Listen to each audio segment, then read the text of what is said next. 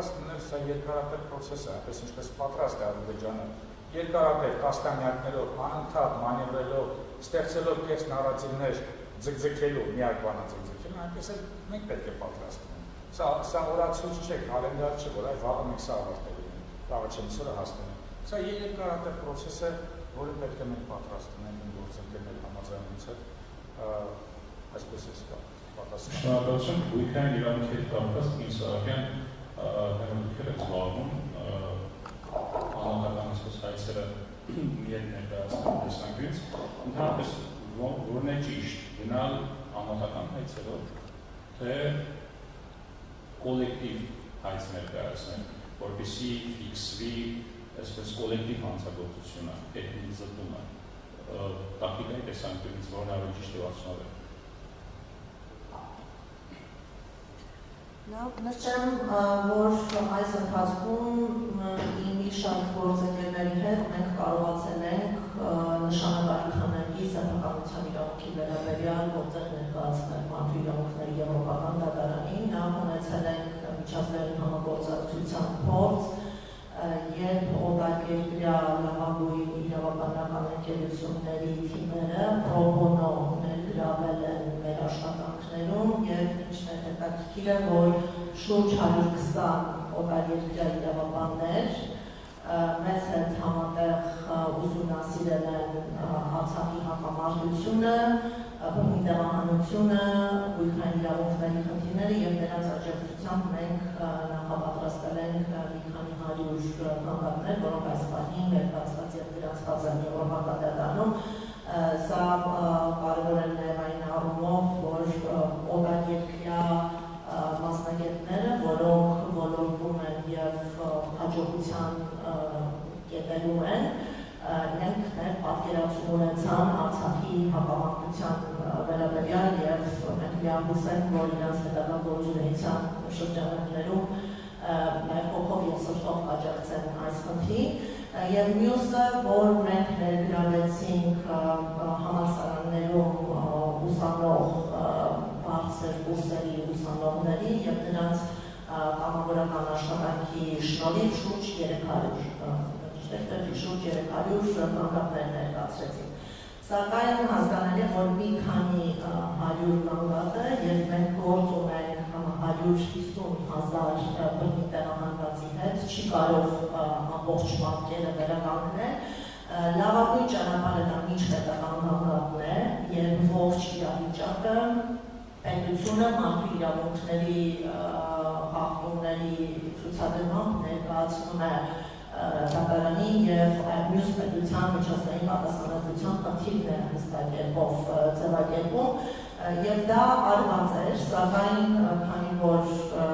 համաձայնագրի խաղաղության համաձայնագրի նախաստորագրված տեքստը հրապարակվել է եւ այնտեղ մենք ունենք հստակ դրույթ փոխադարձ հրաժարումների վերաբերյալ, սա էր որ մղեց մեզ այլընտրանքային ռազմավարության մշակման նման պայմաններում մենք կարևորում ենք արդեն մասսայական կանգառների ներկայացումը։ Տեխնիկապես հնարավոր է ինչպես անհատների կողմից կանգառների ներկայացում, այնպես էլ խմբերի, բայց չափազանց կարևոր է թե խմբավորման հիմքում ինչպիսի հայտանիշ է ընտրված, օրինակ ընտանիքի գործի խմբավորում ենք իրականացնում, համայնքի խմբավորում ենք իրականացնում, թե վերցնում ենք մեկ կոլեկտիվ հայց ենք ունենում, որտեղ բոլոր բռնի տեղահանվածների անունից փորձում են կանգառ ներկայացնել։ Նշեմ, որ այստեղ եվրոպական դատարանի մոտեցումն էլ նշանակություն ունենա, առնվազն 2016 թվականի ապրիլյան պատերազմի շրջանակներում որդեգրվել էր կոլեկտիվ հայցերի ներկայացման մոտեցումը, բայց օրինակ դատարանը փաստաբանական թիմին խնդրեց, որպեսզի գործերը անջատվեն եւ անհատական կանգառներ ներկայացվեն, քանի որ անհատական կանգառի շրջանակներում ավելի բարձրորոշ է դառնում հասցված վնասը եւ դրա գնահատումը հեշտանում է դատարանի համար։ Կոլեկտիվ հայցերի պարագայում երբեմն կարող է խառնաշփոթ լինել, թե ում ինչ վնասը պատճառել եւ հատուցման հասցեականությունը ապահովելու առումով դատարանը կարող է դժվարություններ ունենալ։ Նշեմ, որ դատարանի պրակտիկայում ուկրաինական գործերով եղել է մի դրական նախադեպ, երբ դատարանը հաշվի առնելով գործերի տարերային բնույթը պարզեցված ընթացակարգային լուծումներ է առաջարկել տվյալ դիմումատուների եւ նրանց շահերը ներկայացնող ներկայացուցիչների համար։ Այս առումով մեր իրավաբանական թիմը պաշտոնապես կոմունիկացիա է վարում Մոհամմադ իրավունքների եվրոպական դատարանի խաղաղության հետ եւ մենք խնդրում ենք բացեցված ընթացակարգերի ներդրում նաեւ արցախյան գործերով հաշվի առնելով դրանց քանակը եւ եթե այդ մեխանիզմը չներդրվի, մենք ըստ էության ցուցադրել ենք, թե դատարանի համար դա ինչ ռիսկեր կարող է առաջացնել, երբ ծանրաբեռնվածություն եւ ինչպես կարող է նվազել դատարանի արդյունավետության վրա։ Քննարկման փուլում է եւ մենք դրական սպասում ունենք։ Եթե այս բացեցված ընթացակարգը առաջարկվի, կարծում եմ մենք հնարավորություն կունենանք շատ ավելի մեծ թվով գործեր ներկայացնելու։ Մեր խնդիրն է, որ 100,000-ավոր գործերներ հենց ներկայացվեն դատարան։ Այստեղ քանակը բերելու է որակական փոփոխությունների եւ մեր գնահատմամբ էապես փոփոխվելու է նաեւ դատարանի արձագանքը, դիրքորոշումները, վերահսկողությունը եւ ինչու ոչ նաեւ ժամանակը։ Եթե մենք ունենանք մեծանալու գործեր, վստահ ենք, որ օրինակ կմեծանա նաև դատարանի պատասխանատվությունը այս գործերին անդրադառնալ եւ լուծում տալ հնարավորինս տան ժամկետում եւ չհետաձգել օրինակ տասնամյակներ։ Եվ եթե հնարավոր է մի կարճ ես դիտարկում անեմ նաև վերադարձի իրավունքի մասով, ըստ էության դուք հետաքրքիր առաջարկ արեցիք, որ խմբեր ձևավորվեն եւ այցելություններ իրականացվեն Ադրբեջան։ Սա հենց կարճատև վերադարձի իրավունքն է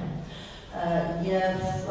լարված փոխհարաբերություններ ունեցող պետությունների բարակայում հասկանալի է, որ գործնականորեն իրավեսական չէ երկարաժամկետ վերադարձը եւ որպես դրա ապահովման միջանկյալ քայլեր ձեռնարկվում են գործողություններ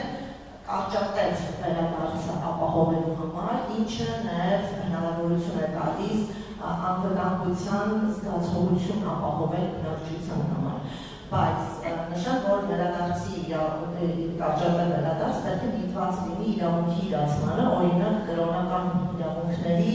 կամ գերեզմանների այցելության իրավունքի մեր նկարագրված պարագայում մենք ունենք կրոնական մշակութային կոթողների ոչնչացում, ժառանգության ոչնչացում,